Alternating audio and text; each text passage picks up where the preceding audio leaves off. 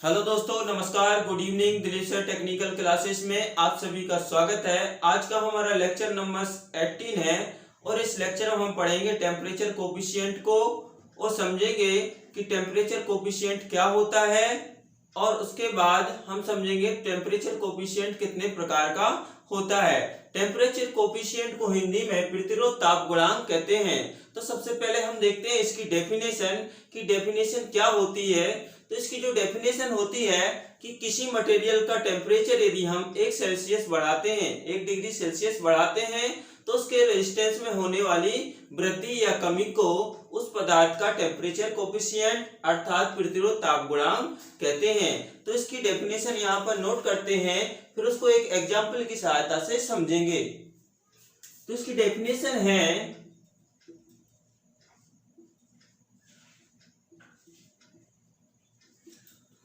तो किसी पदार्थ का ताप 1 सेल्सियस बढ़ाने पर उसके प्रतिरोध मान में होने वाली वृद्धि या कमी को उस पदार्थ का टेम्परेचर कोफिशिएंट अर्थात प्रतिरोध ताप गुणांक कहते हैं। अब जो प्रतिरोध ताप गुणांक होता है, टेम्परेचर कोफिशिएंट होता है, उसको अल्फा नॉट से प्रदर्शित करते हैं। ठीक है, इसको अल्फा नॉट से प्रदर्शित करते हैं। ठीक है, ये इसकी डेफिनेशन है, इसको अल्फा नॉट से प्रदर्शित करते हैं। अब इसको हम एक एग्जाम्पल के थ्रू समझने की कोशिश करते हैं। ठीक है, तो एग्जाम्पल के रूप में हमने एक मटेरियल लेते हैं जो कि कंडक्टर मटेरियल है। तो यहाँ पर हम देखते हैं इस प्रकार से एक मटेरियल ले लेते हैं या धातु की एक रॉड ले लेते हैं। इस प्रकार से ये क्या है, मेटल की एक रॉड है। ठीक है, इसको क्या बोलेंगे हम, मेटल रॉड है ये। ठीक है, अब हम देखते हैं, मान लेते हैं इसका प्रारंभिक 0 डिग्री सेल्सियस पर जो प्रारंभिक इसका रेजिस्टेंस है वो आर नॉट है। ठीक है, तो इसमें मान लेते हैं कि 0 डिग्री सेल्सियस टेम्परेचर पर इसका प्रारंभिक रेजिस्टेंस आर नॉट है। अब इसका टेम्परेचर हम 1 डिग्री सेल्सियस बढ़ाते हैं ना, तो 1 डिग्री जब इसका सेल्सियस टेम्परेचर बढ़ाया हमने ना, इसका टेम्परेचर हमने 0 डिग्री सेल्सियस से 1 डिग्री सेल्सियस टेम्परेचर बढ़ाया, तो हम मान लेते हैं उसका जो टेम्परेचर है T डिग्री सेल्सियस हो जाता है। ठीक है, तो यहां से हमने टेम्परेचर को बढ़ाया 1 डिग्री सेल्सियस, तो इस टेम्परेचर बढ़ाने से इसका रेजिस्टेंस भी क्या हो जाएगा, बढ़ जाएगा। तो मान लेते हैं कि प्रारंभिक रेजिस्टेंस आर नॉट था, तो यहाँ पर जब टेम्परेचर बढ़ाया गया तो उसका रेजिस्टेंस आर टी हो गया। ठीक है, तो आर टी यहाँ पर इसका अंतिम रेजिस्टेंस हो गया। अब अंतिम रेजिस्टेंस है आर टी और प्रारंभिक रेजिस्टेंस आर जीरो है। अब दोनों का जो डिफरेंस होगा वो क्या होगा, रेजिस्टेंस में वृद्धि होगी ना। तो रेजिस्टेंस में वृद्धि कैसे निकालेंगे, अंतिम रेजिस्टेंस माइनस प्रारंभिक रेजिस्टेंस। ठीक है, तो रेजिस्टेंस में वृद्धि तो इसको निकालेंगे अंतिम रेजिस्टेंस ना, टेम्परेचर बढ़ाने पर, और प्रारंभिक रेजिस्टेंस, ये क्या है, रेजिस्टेंस में वृद्धि है। और रेजिस्टेंस में वृद्धि को हम लिखते हैं ओम में डिनोट करते हैं। ठीक है, इसकी यूनिट क्या होती है, ओम होती है, क्योंकि रेजिस्टेंस है और रेजिस्टेंस में वृद्धि हो रही है और रेजिस्टेंस की यूनिट क्या होती है, ओम होती है। इस कारण से रेजिस्टेंस में होने वाली वृद्धि को ओम में डिनोट किया जाता है। अब ये रेजिस्टेंस में जो वृद्धि हुई है ये 3 कारकों पर निर्भर करती है। पहला जो कारक होता है कि इस मटेरियल की प्रकृति कैसी है ना, किस मटेरियल का यह धातु की छड़ बनी है, अर्थात ये मटेरियल कौन सा है। ठीक है, उस पर निर्भर करेगा। तो पहला करेगा पदार्थ की प्रकृति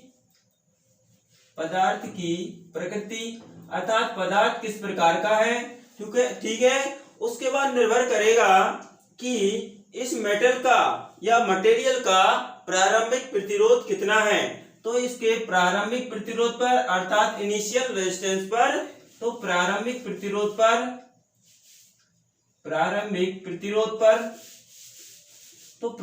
जो प्रतिरोध होता है ये होता है आर नॉट। ठीक है, और ये जो रेजिस्टेंस में जो वृद्धि हुई है ये जो तीसरे कारक है उस पर भी निर्भर करेगा। तो तीसरा जो कारक है वो है कि कितना टेम्परेचर बढ़ाया गया है उस मटेरियल का ना। तो ये तीसरा जो कारक है तापमान पर निर्भर करेगा ना, और तापमान को हम डिनोट करते हैं T से, ठीक है, T डिग्री सेल्सियस, ठीक है। तो यहाँ पर ये जो रेजिस्टेंस में होने वाली वृद्धि है ये 3 कारकों पर निर्भर करती है, यहाँ से आपको याद रखना है। अब हम देखते हैं कि रेजिस्टेंस में होने वाली वृद्धि ना किसके समानुपाती होगी।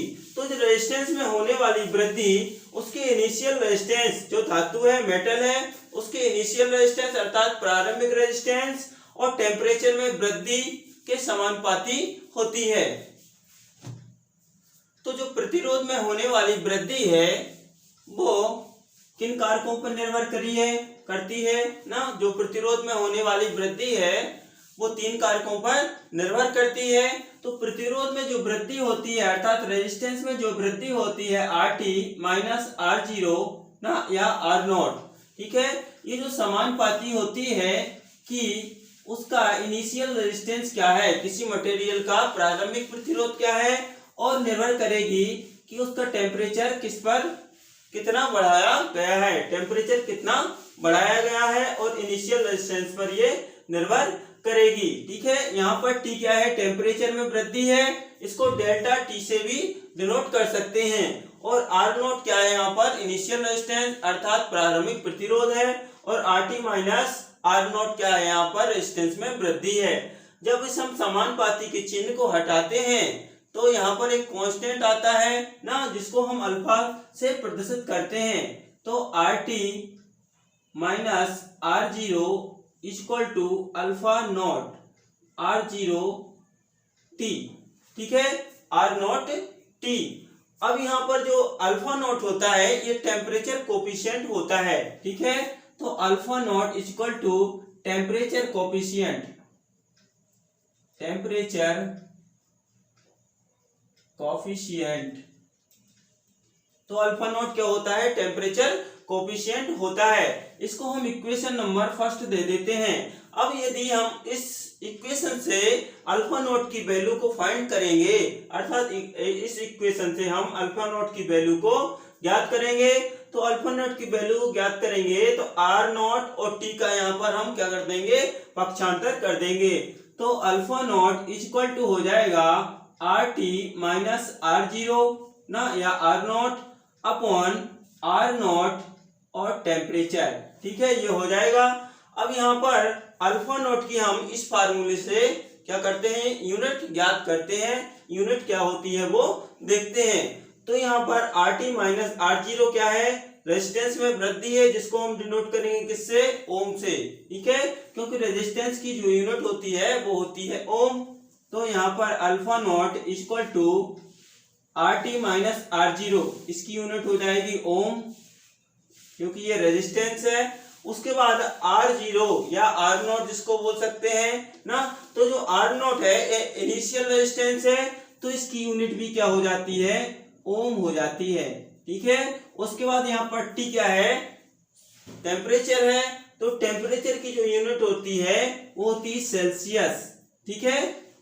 अब यहाँ से ये हमको एक यूनिट मिल जाती है टेम्परेचर कोफिशिएंट की कि ओम प्रति ओम सेल्सियस, या फिर एक अन्य यूनिट होती है जहां पर इस ओम से ओम को कैंसिल कर दिया जाता है और अल्फा नॉट की जो यूनिट बनती है 1/0 डिग्री सेल्सियस अर्थात प्रति सेल्सियस। इसको हम लिख सकते हैं प्रति सेल्सियस, ठीक है, 1/0 सेल्सियस या प्रति सेल्सियस इसको लिख सकते हैं। तो ये अल्फा नॉट की क्या होती है, यूनिट होती है, टेम्परेचर कोफिशिएंट की यूनिट होती है। इसको याद रखना है, ये एग्जाम में पूछी जाती है।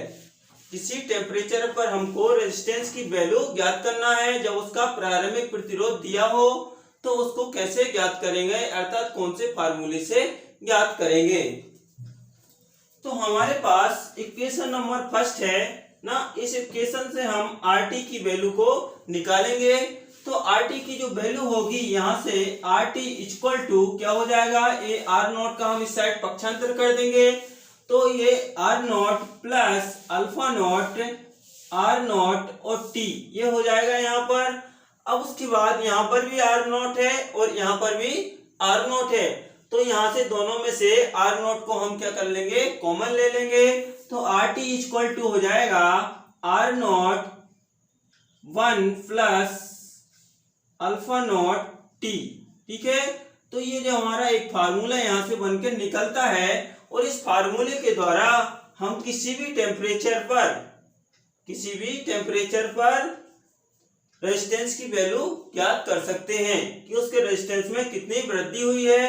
अब वो कब ज्ञात कर सकते हैं, जब हमको उस मटेरियल का इनिशियल रेजिस्टेंस मालूम हो और 0 डिग्री सेल्सियस पर क्या हो, टेम्परेचर कोफिशिएंट की वैल्यू मालूम हो और टेम्परेचर में कितनी वृद्धि हो रही है वो मालूम हो। तो किसी भी टेम्परेचर पर हम क्या कर सकते हैं, रेजिस्टेंस में होने वाली वृद्धि को इस फार्मूले की सहायता से निकाल सकते हैं। ठीक है, अब यदि आपको किसी भी टेम्परेचर पर अल्फा नॉट की वैल्यू को ज्ञात करना है, तो आप कैसे ज्ञात करोगे। तो अल्फा नॉट की वैल्यू को ज्ञात करने के लिए किसी भी टेम्परेचर पर अल्फा नॉट की वैल्यू को ज्ञात करने के लिए एक फार्मूला होता है। वो फार्मूला होता है, आपको याद रखना है कि alpha naught equal to alpha naught 1 plus alpha naught T. ठीक है, इस प्रकार से ये फार्मूला होता है, जहां पर अल्फा नॉट क्या है, टेम्परेचर कोफिशिएंट है 0 डिग्री सेल्सियस पर, और टी क्या है, टेम्परेचर है जिस पर हमको क्या है, अल्फा नॉट की वैल्यू ज्ञात करना है। ठीक है, तो इस फार्मूले के द्वारा हम क्या कर सकते हैं, किसी भी टेम्परेचर पर अल्फा नॉट की वैल्यू भी फाइंड कर सकते हैं, ज्ञात कर सकते हैं।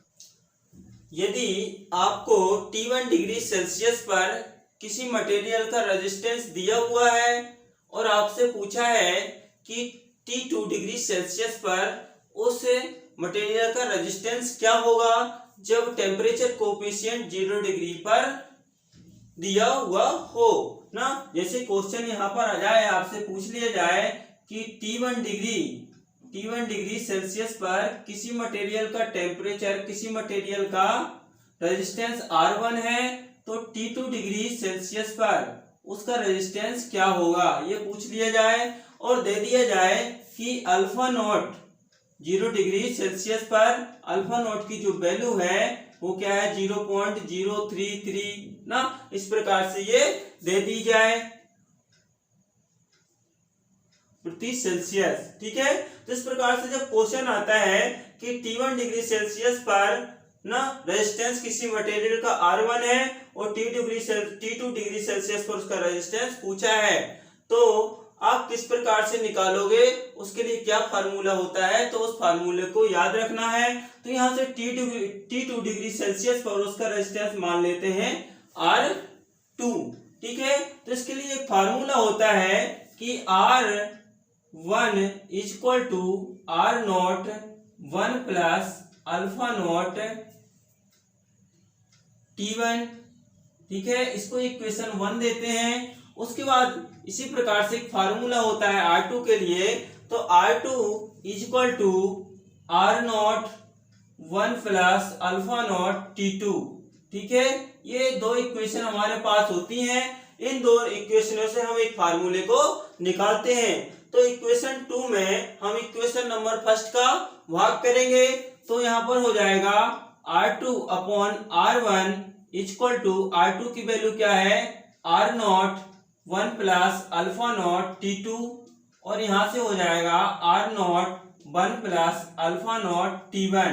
तो यहाँ पर हमको एक फार्मूला प्राप्त हो जाता है R2 upon R1 equal to 1 plus alpha naught T2 upon 1 plus alpha naught T1। ये जो हमको एक फार्मूला प्राप्त होता है, इस फार्मूले का उपयोग करके हम किसी भी टेम्परेचर पर ना, एक टेम्परेचर पर रेजिस्टेंस दिया हो और दूसरे टेम्परेचर पर आपसे रेजिस्टेंस पूछा हो, तो इस फार्मूले का उपयोग करके हम क्या कर सकते हैं, रेजिस्टेंस की वैल्यू ज्ञात कर सकते हैं ना। इस जो फार्मूला होता है, यह फार्मूला, इसका उपयोग इलेक्ट्रिकल मशीनों में किया जाता है ना, जहां पर हमको जैसे कि फील्ड वाइंडिंग का रेजिस्टेंस निकालना है, आर्मेचर वाइंडिंग का रेजिस्टेंस निकालना है ना। तो मशीनें होती हैं वो क्या होती हैं, जब कोल्ड कंडीशन में होती हैं अर्थात स्थिर अवस्था में होती हैं तो उनका रेजिस्टेंस कम होता है, और जब वो रनिंग कंडीशन में आ जाती हैं तो उनका टेम्परेचर बढ़ता है, टेम्परेचर बढ़ने के कारण रेजिस्टेंस वहां पर बढ़ जाता है ना। तो उस रेजिस्टेंस की वैल्यू को इस फार्मूले की सहायता से हम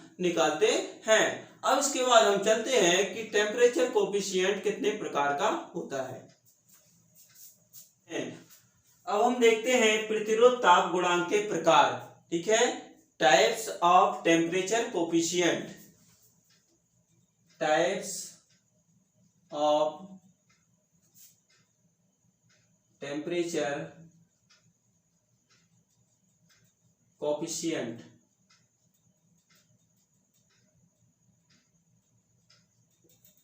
ठीक है, प्रतिरोध ताप गुणांक के प्रकार।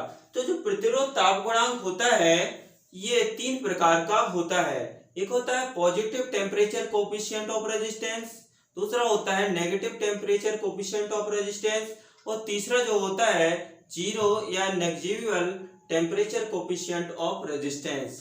तो आइए देखते हैं इनको बारी बारी से एक एक करके। पहले हम देखते हैं कि positive temperature coefficient of resistance क्या होता है। पॉजिटिव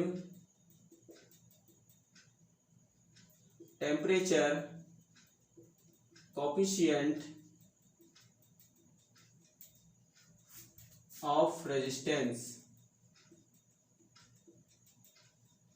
ठीक है, जिसको हिंदी में बोला जाता है धनात्मक प्रतिरोध ताप गुणांक, धनात्मक प्रतिरोध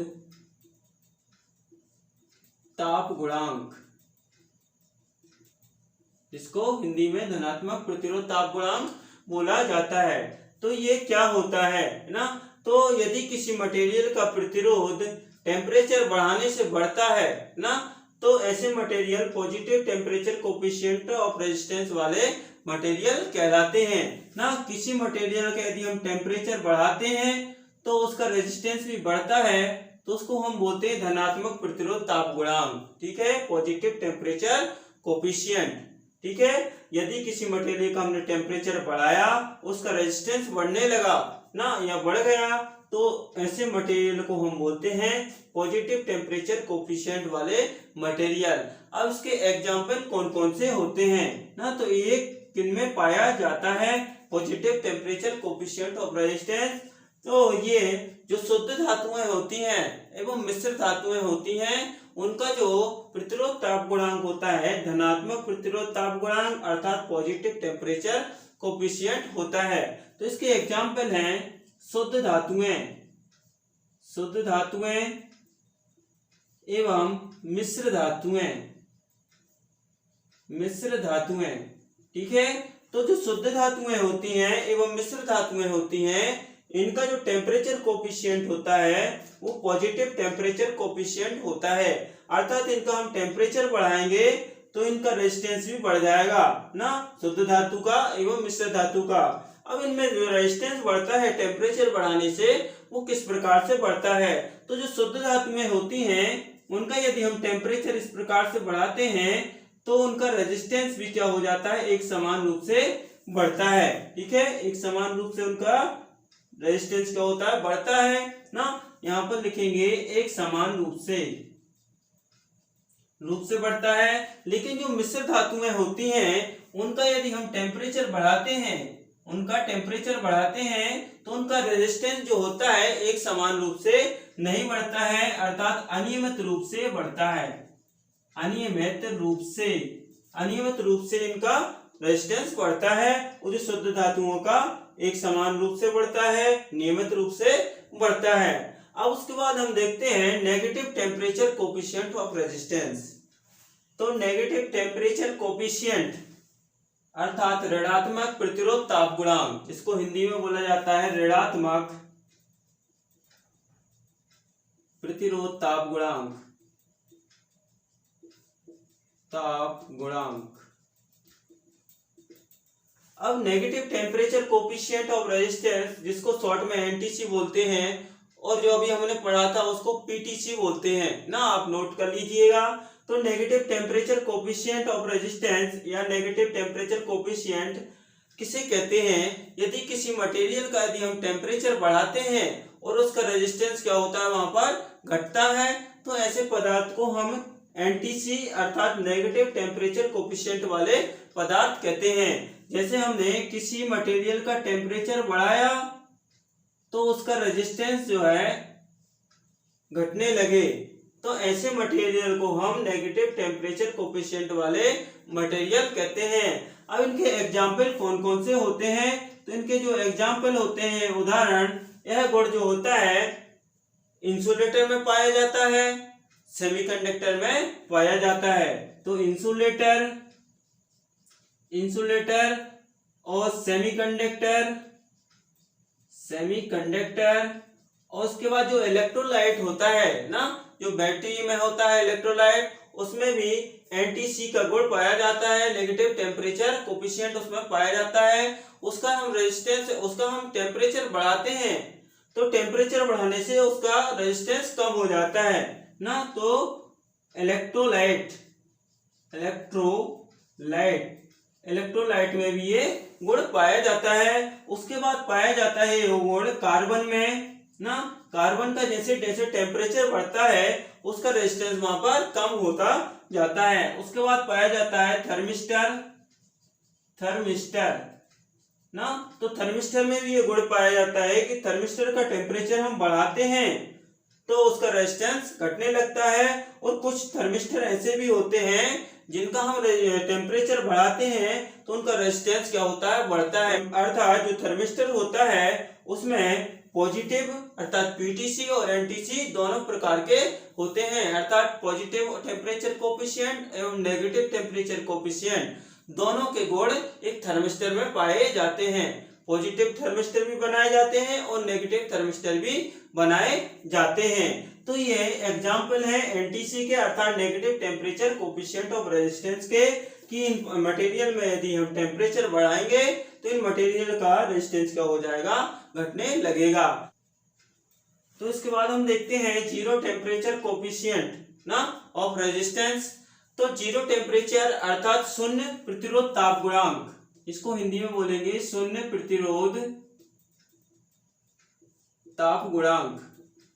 तो शून्य प्रतिरोध ताप गुणांक क्या है? यदि किसी मटेरियल का हम टेम्परेचर बढ़ाते हैं या घटाते हैं तो उसके रेजिस्टेंस में किसी प्रकार का परिवर्तन नहीं होता है, तो ऐसे मटेरियल जीरो टेम्परेचर कोफिशिएंट वाले मटेरियल कहलाते हैं। जैसे हमने किसी मटेरियल का टेम्परेचर बढ़ाया तो उसके रेजिस्टेंस में किसी प्रकार की चेंज नहीं हुआ, किसी प्रकार का परिवर्तन नहीं हुआ, तो ऐसे मटेरियल को जीरो टेम्परेचर कोफिशिएंट वाले मटेरियल या शून्य प्रतिरोध ताप गुणांक वाले मटेरियल कहते हैं, जिनका टेम्परेचर पर किसी प्रकार का प्रभाव नहीं पड़ता है।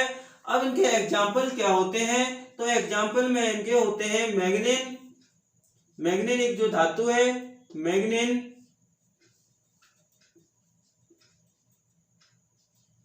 मैग्नीन और यूरेका। तो मैग्नीन और यूरेका दो ऐसी धातुएं हैं जिनका टेम्परेचर कोफिशिएंट जीरो होता है ना, शून्य प्रतिरोध ताप गुणांक पाया जाता है।